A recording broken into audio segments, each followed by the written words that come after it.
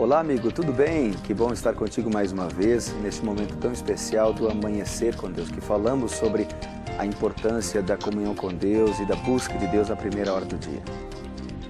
Hoje eu estou lendo um livro aqui, o livro Educação, página 185, e que me chamou a atenção quando a autora Ellen White fala sobre Jesus. Quer ver só que passagem bem interessante que eu estava lendo? Essa daqui, ó. Jesus estudou as Escrituras na infância, na juventude e na fase adulta. Como criança, aos joelhos de sua mãe, do rolo dos profetas recebia diariamente instruções. Em sua juventude, na madrugada e no crepúsculo vespertino, muitas vezes o encontravam sozinho ao lado da montanha ou entre as árvores da floresta, passando uma hora silenciosa de oração e estudo da palavra de Deus.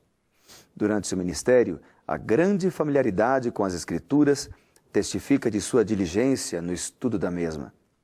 E visto que ele adquiriu conhecimento como nós podemos também adquirir, seu maravilhoso poder, não somente mental, mas também espiritual, é um testemunho do valor da Bíblia como meio de educação. Educação, página 185. Bom, meus amigos, aqui nós lemos então sobre o valor da Bíblia como meio de educação. Então eu quero ler alguns textos da Palavra de Deus agora sobre o valor da Bíblia. Vamos lá?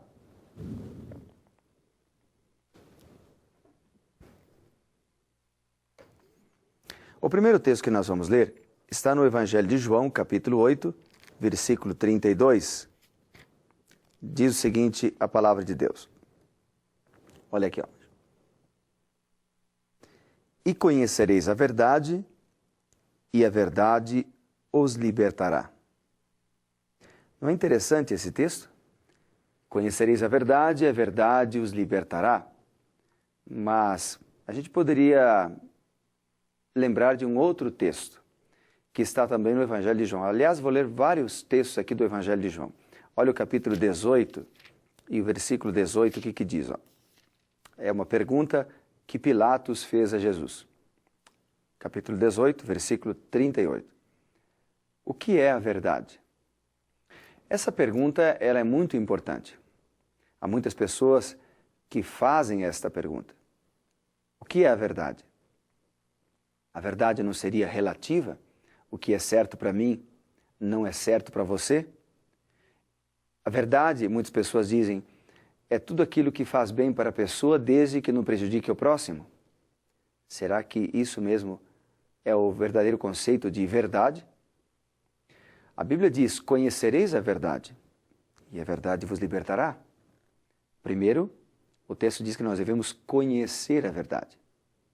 Conhecer demanda relacionamento. Eu não posso conhecer alguma coisa ou alguém se não me relaciono com essa pessoa. Mas outro detalhe é que a Bíblia diz que quando conhecemos a verdade, ela nos liberta. E nos liberta do quê? Bom, a verdade pode nos libertar do vício, pode nos libertar de conceitos errados que estão gravados na nossa mente. Ao longo de décadas, às vezes, aprendemos que um conceito é verdade. Mas quando conhecemos a verdadeira verdade, podemos dizer assim, ela nos liberta. Ela liberta a pessoa da depressão, ela liberta a pessoa da angústia, ela liberta a pessoa da fraqueza moral, ela liberta a pessoa de conceitos errados, de preconceitos. Bom, mas voltamos à pergunta de João, capítulo 18, verso 38. O que é verdade? Pergunta de Pilatos, a Jesus. O que é verdade? Vamos deixar que a própria Bíblia nos responda? O primeiro texto que eu quero ler para você está em João, capítulo 14, diz assim no versículo 6. Respondeu Jesus, eu sou o caminho, a verdade e a vida. Ninguém vem ao Pai senão por mim. Percebeu? Jesus diz aqui que Ele é a verdade. Eu sou o caminho, disse Jesus, a verdade e a vida. Mas Jesus, ele apresenta também outro lado dessa resposta, né? A resposta à pergunta, o que é a verdade? Que está lá em João, capítulo 17, verso 17. Vamos dar uma olhada. Ó, o que diz aqui? Santifica-os na verdade. A tua palavra é a verdade. Então, a Bíblia é apresentada como verdade. Então, a verdade, segundo o conceito bíblico, não é relativa. A verdade é Jesus. A verdade é a Bíblia, a palavra de Deus. E Jesus está na Bíblia. Então, se eu quero conhecer Jesus, que não só é a verdade, mas é também o caminho e é a vida, eu tenho que estudar a Bíblia. Eu tenho que tomar tempo para ler a Bíblia, para conhecer a Bíblia. Não só ler superficialmente alguns textos, mas conhecer a palavra de Deus. Conhecer, como eu disse, demanda relacionamento, tomar tempo para ouvir a voz de Deus, lendo os capítulos da palavra, da sua palavra. E Jesus incentivou isso. Veja lá em João capítulo 5, no versículo 39, e Jesus disse assim, ó: vocês estudam cuidadosamente as Escrituras porque pensam que nelas vocês têm a vida eterna. E são as Escrituras que testemunham a meu respeito. Jesus aqui fala que nas Escrituras conhecemos a respeito dele. Está vendo? Jesus é a verdade. E como encontraremos Jesus? Na Bíblia, nas Escrituras, que apontam para Jesus e que apontam o caminho da vida eterna. É por isso que Paulo, falando para Timóteo, em 2 Timóteo, no capítulo 3, eu vou ler para você esse texto aqui também, ó. 2 Timóteo, capítulo 3. Paulo, escrevendo para Timóteo, ele dá uma lição tremenda aqui. Ele diz assim, ó. Olha o que diz aqui o texto bíblico.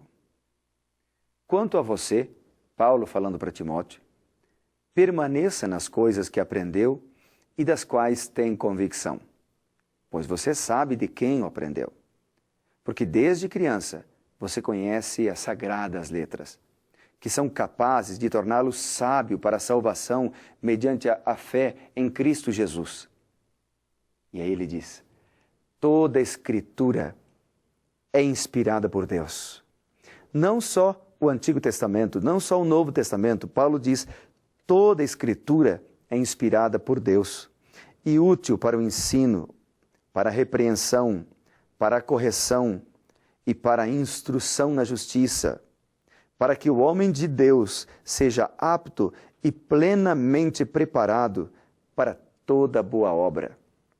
Então, as Sagradas Escrituras, a Palavra de Deus, pode habilitar o homem para fazer boas obras, pode habilitar o homem para educar os filhos com sucesso, pode habilitar o homem para corrigir e instruir na justiça. Então, a Bíblia é uma fonte de inspiração. Mas tem mais textos que eu quero ler para você. Por exemplo, Mateus, no capítulo 4, Jesus falando sobre esse assunto das Escrituras, ele disse assim, ó, Mateus 4, verso 4. Nem só de pão viverá o homem, mas de toda palavra que procede da boca de Deus. E nós viveremos verdadeiramente, não só nos alimentando de comida material, mas da comida espiritual. E agora o último texto que eu quero ler para você hoje é Isaías. Esse texto é fantástico. Isaías capítulo 40. Veja o que diz aqui no versículo 8, ó, está bem aqui. A relva murcha, as flores caem, mas a palavra de Deus permanece para sempre. Por muito tempo se ensinava o seguinte, a palavra de Deus não é mais, a Bíblia não é mais a palavra de Deus. Ela foi no passado, mas devido às diversas traduções, ela foi perdendo o seu significado. Por exemplo, se fazia uma pequena experiência. Pegava-se uma pessoa, dava-se um texto para ela, então, para uma segunda, copia o texto da primeira. Para uma terceira, copia o texto da segunda. Para uma quarta, copia o texto da terceira. E assim, quando chegava no final, o texto já estava modificado. Totalmente modificado. Até que um dia, lá no Oriente Médio, na região de Qumran, um menino, pastor de ovelhas, chamado de Mohammed Adib, o que ele fez? Ele perdeu uma ovelha. Ele saiu atrás de sua ovelha e encontrou uma caverna. Jogou uma pedra na caverna e percebeu ali alguma cerâmica se quebrando. Ficou com medo, porque já estava escuro, e voltou para casa. No outro dia, retornou àquela caverna com um amigo e encontrou ali vários documentos. E dentre os documentos, ele encontrou ali alguns que levou para uma venda, ali para uma espécie de uma mercearia. Depois de muito tempo, um estudioso, arqueólogo, encontrou aqueles documentos. Foi atrás dos documentos e descobriu ali o que nós conhecemos como os manuscritos do Mar Morto. Ali haviam vários documentos, contrato de compra e venda, contrato de casamento, mas ali havia muitas cópias dos originais, praticamente dos originais da Bíblia, dentre eles, por exemplo, o livro de Isaías, praticamente completo. Esses documentos estão hoje no Museu de Israel, em Jerusalém.